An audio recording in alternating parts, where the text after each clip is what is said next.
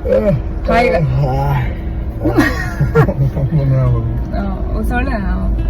So hi guys. Hi guys. Hi guys. ইয়াক এটা মই এটা কোৱেশ্চন কৰিম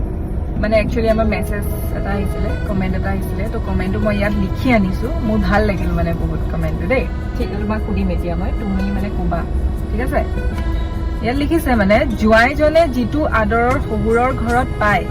ঠিক একে আদৰ বোৱাৰীজনীয়ে তাইৰ শহুৰেকৰ ঘৰত পায়নে যদি বোৱাৰীজনীয়ে বিয়া হৈ অহাৰ পিছদিনাৰ পৰাই সকলো দায়িত্ব ল'ব লগা হয় তেন্তে জোৱাইজনৰো শহুৰৰ ঘৰত প্ৰতি দায়িত্ব সমানে থাকিব লাগে নে নেলাগে কোৱা বহুত ধুনীয়া কুৱেশ্যন লাগিব 10 টাইমত লাগিব থাকিবলৈ এতিয়া মোৰ দেউতাৰো দায়িত্ব লয় ময়ো তেনেকৈ ল'ব লাগিব আৰু বোৱাৰী হিচাপে তুমি মোৰ মা দেউতাক মৰম কৰিব লাগিব ময়ো তোমাৰ মা দেউতাক মৰম কৰিব লাগিব সেইটোৱে কথা বুজি পালা ভাল লাগিল আপোনালোকেও মানে ক'ব মানে সেই মানে লাগে নে নালাগে আপোনালোকৰ মানে মন্তব্য কমেণ্ট কৰিব